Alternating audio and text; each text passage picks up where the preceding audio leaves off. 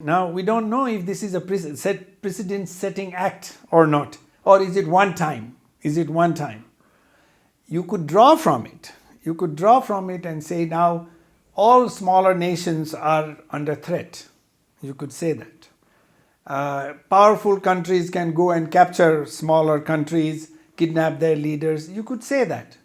But whether that trend has been set or is it a one-time incident, we don't know that yet. Bhairaja Pandey sir, welcome to the Gorkha Spirit. Thank you very much. My pleasure to be here. So, how do you see the Venezuela incidents? Venezuela incidents is a violation of state sovereignty. There was a principle in international law which said that one country will not violate the sovereignty of other country. Every country is sovereign and equal under international law. That is now changing with the invasion of Venezuela by the United States. Both are members of the United Nations, and this is strictly prohibited under the Charter of the United Nations, but the violation has occurred.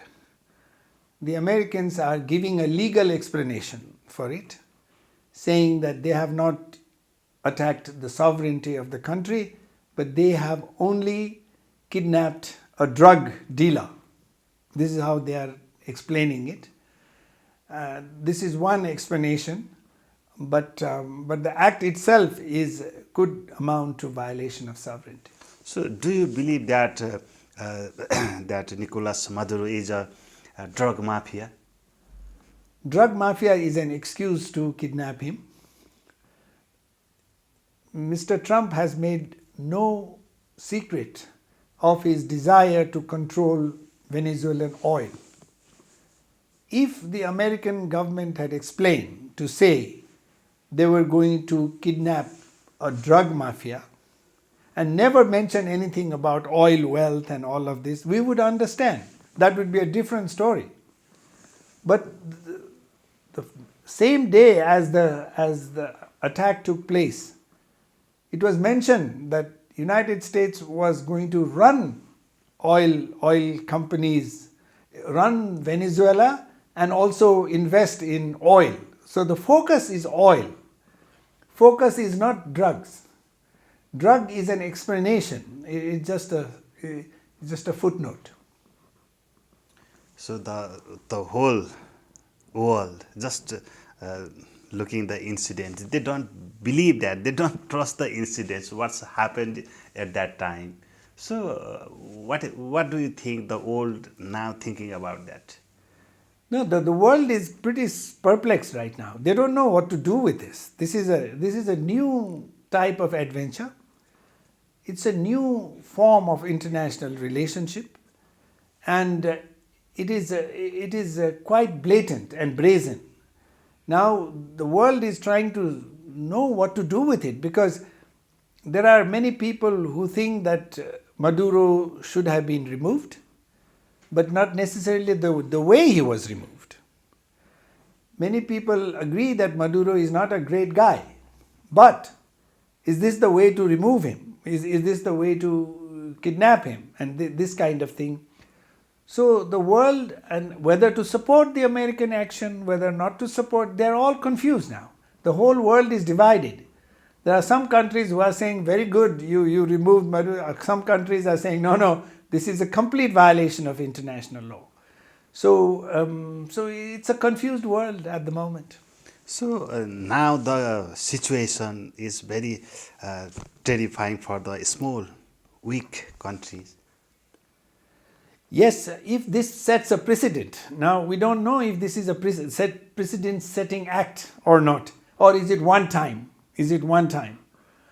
You could draw from it. You could draw from it and say now all smaller nations are under threat. You could say that. Powerful countries can go and capture smaller countries, kidnap their leaders. You could say that. But whether that trend has been set or is it a one-time incident, we don't know that yet. Let's see. So what do you think about Ukraine and Taiwan Yes, if it is possible to do what Mr. Trump has done to Venezuela, then the Russians could say, we also are powerful like you, we can capture Ukraine, and so on. So I don't know if that trend will be set, but all smaller countries will now have a problem, because if it is possible for bigger nation to occupy a smaller country based on their economic interest, then it's a big problem. It's a departure from norms that have been set for since the war. So, what lessons should our leaders learn from the situation of Venezuela? I think our leaders must know how to keep friendly relationship with our powerful neighbors now. We just need to make sure that they do not overstep their boundaries. And we also have to let the bigger powers know what the consequences are, what the consequences of that will be.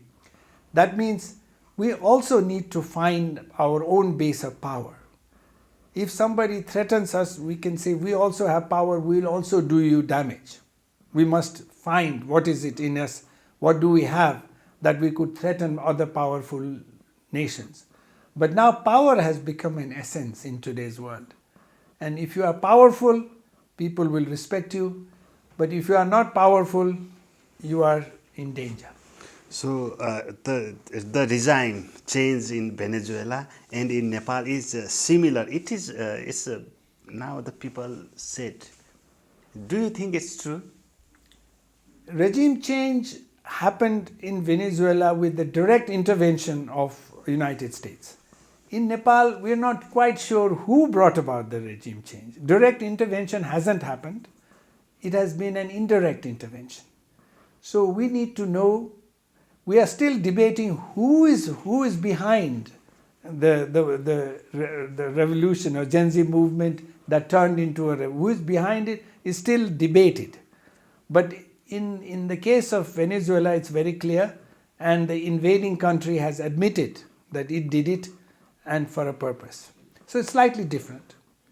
So the situation in the world is not very good nowadays, and people think about that it's the sign of World War III. Do you think?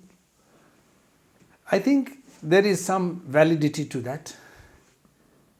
We started this concept of sovereign equality of nations just to avoid wars. We would not interfere in the internal affairs of another country.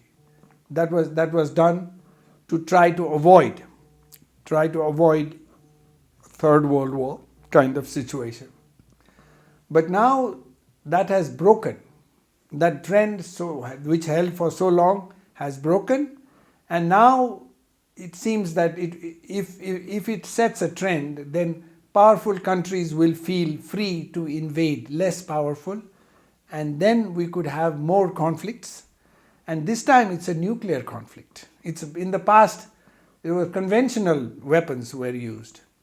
Now nuclear weapons could be used, which could bring an end to the world. So yes, it is a dangerous precedent. Hope it doesn't go that way. Hope this is an isolated incident and will not be repeated. That's what we have to hope and pray for. Thank you. Thank you, sir, for joining us. Thank you. Thank you very much.